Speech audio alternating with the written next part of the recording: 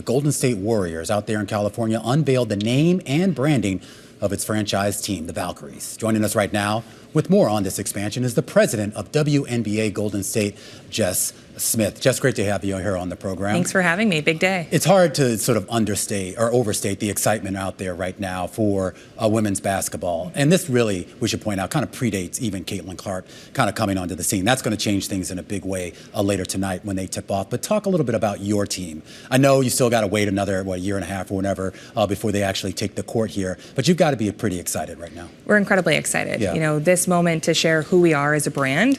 We have 1 year, right, until we're entering this league on the court. But we're now representing our fan base. We are building a culture that we can invite people into. And for us, we have to represent the Bay as well. You know, the Bay is an incredible sports culture, but more importantly, it's also a culture that is innovative and progressive, you know, and draws people in, you know, to move this world forward. So for us, we really like to focus on, you know, we make the impossible possible, you know, through this. So we look forward to our fan base being a big piece of that. So you have a lot of work to do over the next year, year and a half. When it comes down to it, when you actually launch, what specific metrics would you rely on to determine whether you have a successful debut season? I imagine it's a mix of season ticket sales, sponsorships, and merchandise sales. It is. You're exactly right. So those are the three components to revenue. For us, we're measuring two things before we get to opening day. User acquisition or fan acquisition, right? It's our job to build that trust, to build people into our funnel, whether they're a casual fan or an avid fan. And then, you know, to your point, how do we make them a buyer? How do we earn that trust for them to convert into season tickets, merchandise, and then certainly work with brands to have those incredible partnerships that define both of our brands together?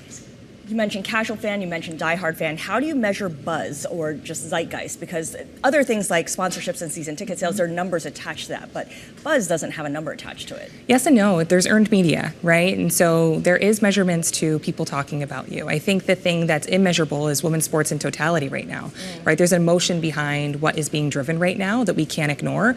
It's actually leading to revenue at the same time. Specific to sponsorship, you know, the valuations for so long were just compared to exactly how men were selling this. And there's a different value for women, you know, because when you sponsor a women's sports team, a women's league, a female athlete right now, you're showing the world that you believe in the progression of women's sports. And that means something from a value standpoint and a brand loyalty standpoint. I'm glad you brought that up, too. I thought it was interesting. Amid all these announcements, you also are going to be using the Warriors' old practice facility, right? Which is actually a pretty nice place. Yeah. But there has been a lot of talk here about obviously the disparities in the facilities that the women players have in the WNBA versus the men NBA here. Why was it important to sort of improve or at least have a better facility for these folks? Infrastructure is something that is being focused on across all sports for women right now. And it's a big component, right? We expect these athletes to be elite and we want to make sure that they have that place to train their bodies, recover, and so forth. So us having that space in Oakland, you know, the fun part now that our brand is here, we're going to make it our own. You're not going to be able to walk in there and not feel like you're part of the Valkyries. And we're also going to be making some changes to make sure that that facility is more geared towards women.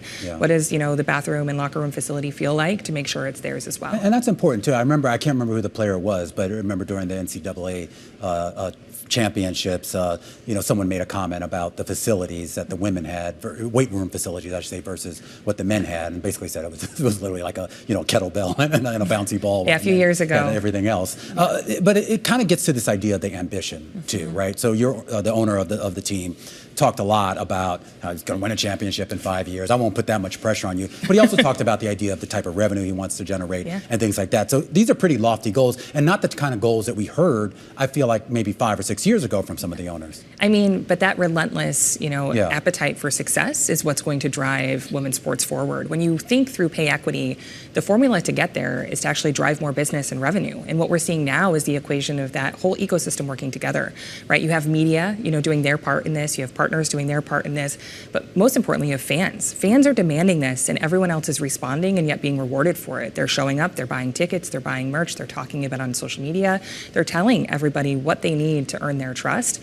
And that's really what's going to progress this forward to get to that pay equity piece. So, you know, our ownership group certainly has lofty goals, but candidly, I think they're incredibly achievable. And we hope to do that and then make sure that others can do that right beside us.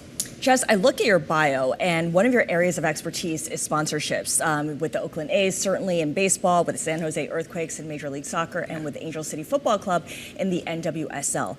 What is the single biggest difference between sponsorship across these different sports? I mean, it's really about each sport has its own fan. And for so long, especially when you're looking at men's and women's sports, whether it's basketball or soccer, often people just assumed NBA fans are WNBA fans and MLS fans are NWSL fans. And there is certainly some crossover and an opportunity for a great crossover, but it's a unique audience. The product is totally different. For so long, people approached it as, well, people went to an NBA game, but they don't want to come to a WNBA game. And yet the product itself is this mix of sport and purpose and pop culture. So you have to build the product first, before you go out and get the partnerships to come beside you. And for us, we're really seeing a lot of new consumers come into sport for the first time through women's sports because it means something deeper than simply just going to watch a game. Of course, once they're there, then they're in, right? And then you're cheering for the win like anybody else. For sure, absolutely.